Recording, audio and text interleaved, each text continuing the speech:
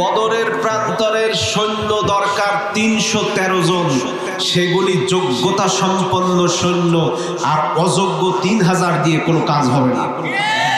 জোরে বলেন ঠিক কিনা? আমি শুরুতে অনুরোধ করব, কোরআনের এই পবিত্র ময়দানে মাওলানা গোলামুল্লাহ সাহেবের মতো অত্র এলাকার প্রবীণ আলেম এতক্ষণ কথা বলেছেন কোরআন থেকে, বিদগ্ধ আলোচক। এরপরে মাওলানা আমিনুর রহমান সিরাজি সাহেব তিনি কথা বলেছেন। এরপরেও কি আপনাদের মনে হয়নি যে এখানে কোরআন থেকে কথা হচ্ছে? জোরে বলেন ঠিক কিনা? তো এখনো কেন এত জায়গা থাকতে রাস্তায় প্যান্ডেল, মহিলা প্যান্ডেলের চারিদিক দিয়ে পোলাপান কি জন্য দাঁড়িয়ে আছে? এত দায়িত্ব পোলাপানের পালন করার দরকার নেই। কোরআনের মাহফিলে কোরআন শুনতে আসার উদ্দেশ্য যদি থাকে, তাহলে মহিলা তার প্যান্ডেলের ভিতরে যাবে, পুরুষ তার প্যান্ডেল থাকবে, বাইরে রাস্তায় দায়িত্বশীল যারা দাঁড়িয়ে থাকবে ওরা কেউ ইসলামের পক্ষে না, ওরা মুনাফিক। আরো জোরে বলেন ঠিক কিনা? আমি মা বোনদেরকে উদ্দেশ্য করে বলছি, আপনি মাহফিলে এসেছেন কোরআন শুনতে, হেদায়েতের নিয়তে।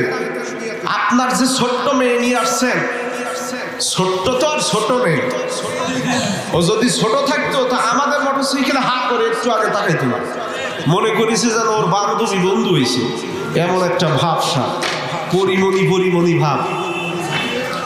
ওর চোখের দিকে তাকালি অনেক লাভ নাকি?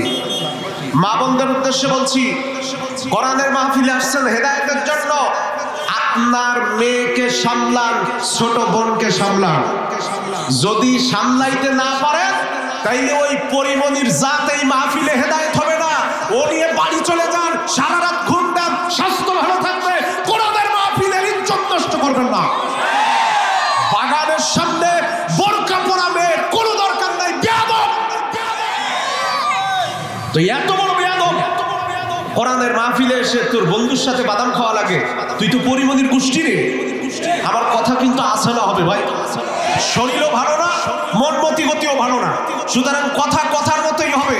আমরা কোরআনের মাহফিলে শরীফুল রাজের গোষ্ঠী চাই না, পরিমণির গোষ্ঠী চাই না, আমরা খালিদ বিন ওয়ালিদ আর আলী রাদিয়াল্লাহু তাআলার উত্তরসূরি চাই। রাস্তা চাপ হবে, হয় বেরিয়ে বাড়ি যাবে, নাই কোরআনের প্যান্ডেল বসে থাকবে।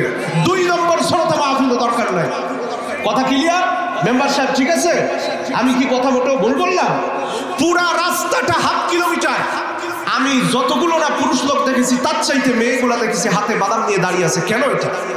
লজ্জা শরম নাই? বেয়াদব। পিতা মাতার উদ্দেশ্যে বলছি, ওই যে একজন বলেছেন, আমি সেটা এখান থেকে বলতে চাই না, অনেকে কষ্ট পাবেন। পিতা মাতা যারা আসছেন, আপনার মেয়ে আপনার ছেলেকে কন্ট্রোল করুন, বিশেষ করে মেয়েকে কন্ট্রোল করুন। কারণ বিড়াল তো শুটকি মাছ দেখলেই নাক দিয়া ওখানে ঢুকাবে নাকি? ওর তো নাকে গন্ধ আসলে ওর পাশ দিয়া ঘুরবে, কানে আঙ্গুল দিয়া ওয়াশ করলেও ও যখন শুটকি সামনে দেখবে ওর বাপের নাম মনে থাকবে না।